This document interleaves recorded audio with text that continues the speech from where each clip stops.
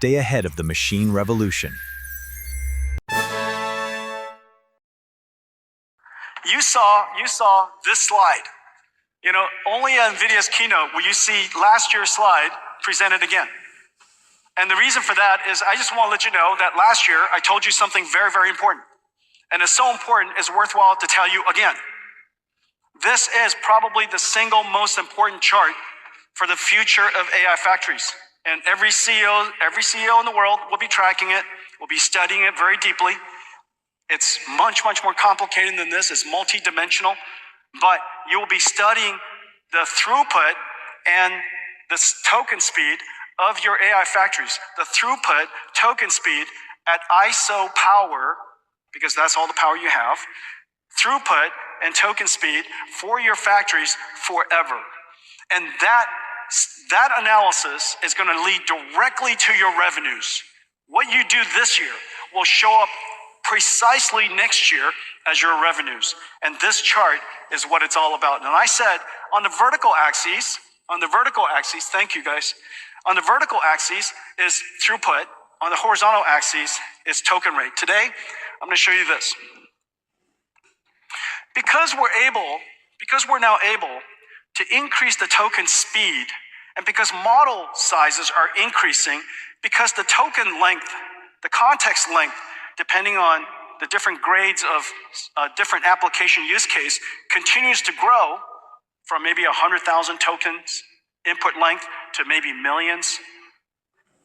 The token input length is growing, and also the output token length is growing. And so all of these play into, ultimately, the marketing and the pricing of future tokens. Tokens are the new commodity, and like all commodities, once it reaches an inflection, once it becomes mature or becomes maturing, it will segment into different parts. The high throughput, low speed could be used for the free tier. The next tier could be the medium tier. Larger model maybe, higher speed for sure, larger input context length. That translates to a different price point. You could see from all the different services, this one is free, it's a free tier. The first tier could be $3 per million tokens. The next tier could be $6 per million tokens. You would like to be able to keep pushing this boundary because the larger the model, smarter. The more input token context length, more relevant.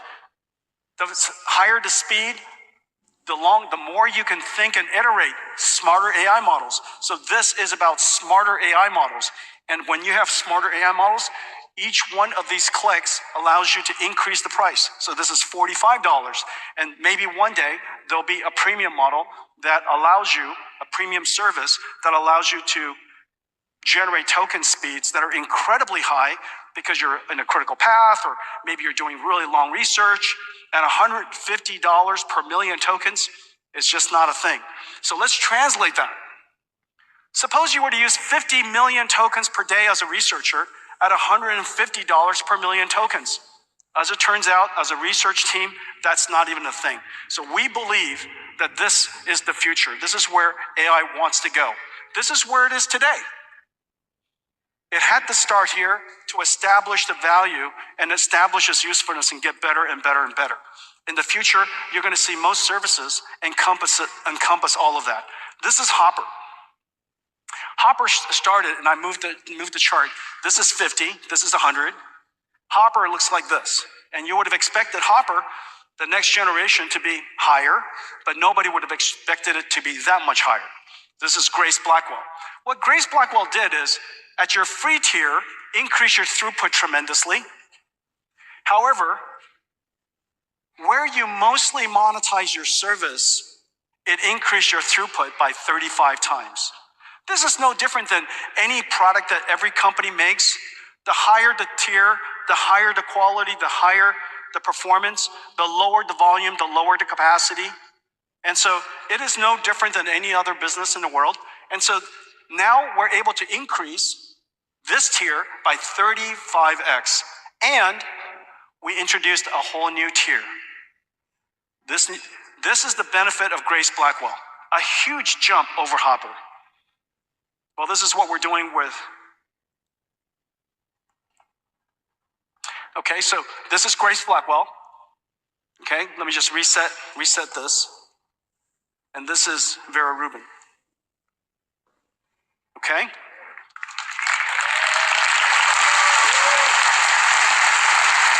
Now just think what just happened. At every single tier, we increase the throughput. And at the tier where your highest ASP and your most valuable segment, we increased it by 10x. That is the hard work.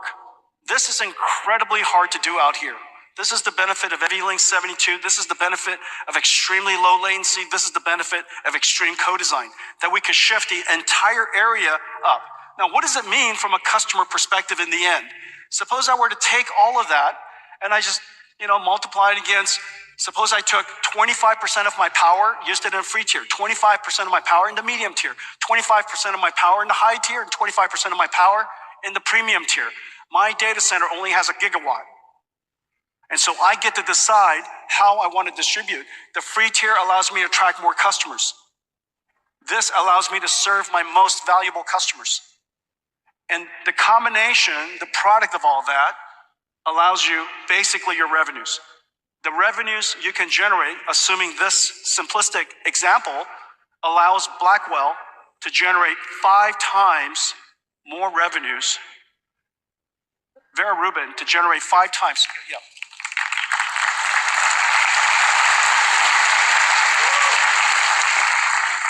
So Vera Rubin, you should get there as soon as you can.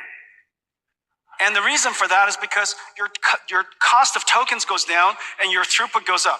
Now, but we want even more. And so let me just show you back to this. This is, as I told you, this throughput requires a ton of flops. This latency, this interactivity requires enormous amount of bandwidth. Computers don't like extreme amount of flops, extreme amount of bandwidth, because there's only so much surface area for chips that any systems has. And so optimizing for high throughput and optimizing for low latency are in fact enemies of each other. And so this is what happened when we combined with Groq. Okay, and so we acquired the team that worked on the Groq chips and licensed the technology, and we've been working together now to integrate the system. This is what that looks like. So at the most valuable tier, we're now going to increase performance by 35x. Now, this very simple chart revealed to you exactly the reason why NVIDIA is so strong in the vast majority of the workloads so far. And the reason for that is because up in this area, throughput matters so much. NVLink 72 is so game-changing. It is exactly the right architecture, and it's even hard to beat, even as you add Groq to it. However, if you extended this chart way out here and you said you wanted to have services that delivers not 400 tokens per second, but 1,000 tokens per second, all of a sudden, NVLink 72 runs out of steam and it simply can't get there. We just don't have enough bandwidth. And so this is where Groq comes in, and this is what happens when we push that out. So it goes out beyond, thank you. Goes out beyond even the limits of what NVLink 72 can do. And if you were to do that, translate that into revenues, relative to Blackwell, Vera Rubin is 5x. If most of your workload is high throughput, I would stick with just 100% Vera Rubin. If a lot of your workload wants to be coding and very high valued engineering, token generation, I would add Groq to it. I would add Groq to maybe 25% of my total data center. The rest of my data center is all 100% Vera Rubin. And so that gives you a sense of how you would add Groq to Vera Rubin and extend its performance and extend its value even more. This is what happens. This is a contrast. The reason why Groq was so attractive to me is because their computing system, a deterministic data flow processor, it is statically compiled, it is compiler scheduled, meaning the compiler figures out when When do the compute and the data arrives at the same time. All of that is done statically in advance and scheduled completely in software. There's no dynamic scheduling. The architecture is designed with massive amounts of SRAM. It is designed just for inference, this one workload. Now, this one workload, as it turns out, is the workload of AI factories. And as the world continues to increase the amount of high-speed tokens it wants to generate with super smart tokens it wants to generate, the value of this integration is going to get even higher. And so these are two extreme processors you can see. One chip, 500 megabytes. One Vera Rubin chip, 288 gigabytes. It would take a lot of Groq chips to be able to hold the parameter size of Rubin, as well as all of the context that has to go, the KV cache that has to go along with it. So that limited Groq's ability to really reach the mainstream, to really take off, until we had a great idea. What if we disaggregated inference altogether with a piece of software called Dynamo? What if we re-architected the way that inference is done in the pipeline so that we could put the work that makes perfect sense on Vera Rubin and then offload the decode generation, the low latency, the bandwidth limited, challenged part of the workload for Groq? And so we unified two processors of extreme differences, one for high throughput, one for low latency. It still doesn't change the fact that we need a lot of memory. And so Groq, we're just going to add a whole bunch of Groq chips, which expands the amount of memory it has. And so if you could just imagine, out of a trillion parameter model, we have to store all of that in Groq chips. However, it sits next to NVIDIA Vera Rubin, where we could hold the massive amounts of KV cache that's necessary in processing all of these agentic AI systems. It's based upon this idea of disaggregated inference. We do the prefill, that's the easy part, but we also tightly integrate the decode. So the attention part of decode is done on NVIDIA's Vera Rubin, which needs a lot of math, and the feed forward network part of it, the decode part, is done, the token generation part is done on Vera Rubin, on the Groq chip. The two of them working tightly coupled together over, today, Ethernet, with a special mode to reduce its latency by about half.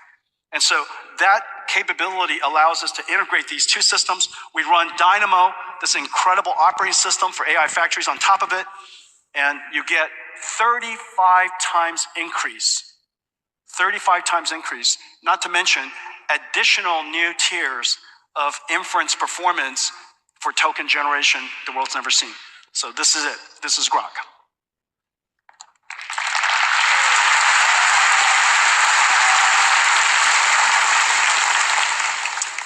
The Vera Rubin systems, including Groq, I want to thank Samsung, who manufactures the Groq LP30 chip for us, and they're cranking as hard as they can. I really appreciate you guys. We're in production with the Groq chip, and we'll ship it in the second half, probably about Q3 timeframe. Okay? Groq LPX.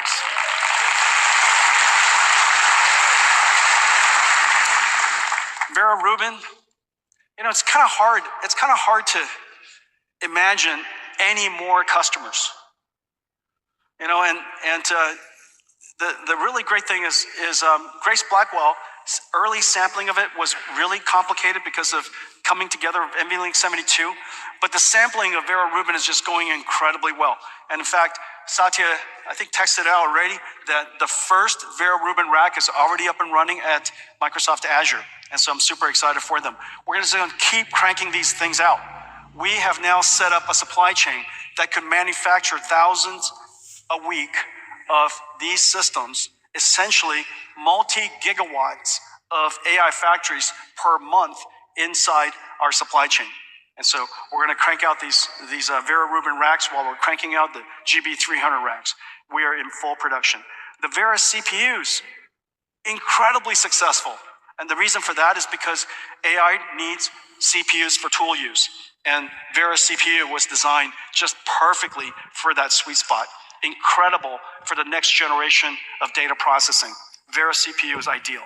The Vera CPU plus CX9 connected into the Bluefield 4 stack. 100% of the world's storage industry is joining us on this system. And the reason for that is because they see exactly the same thing. The storage system is going to get pounded. It's going to get pounded because we used to have humans using the storage systems. We used to have humans using SQL. Now we're going to have AIs using these storage systems. And it's going to store CUDA-X accelerated storage, QVS accelerated storage, as well as, very importantly, KV caching. Okay, so this is the Vera Rubin system. Now what's amazing is this. In just 2 years' time, in a 1 gigawatt factory, in just 2 years' time, in 1 gigawatt factory, using the mathematics that I showed you earlier, whereas Moore's law would have given us a couple of steps, we would have, X-factored the number of transistors, we would have X-factored the number of flops, we would have X-factored the amount of bandwidth. But with this architecture, we're going to take our token generation speed, token generation rate from 2 million to 700 million, 350 times increase.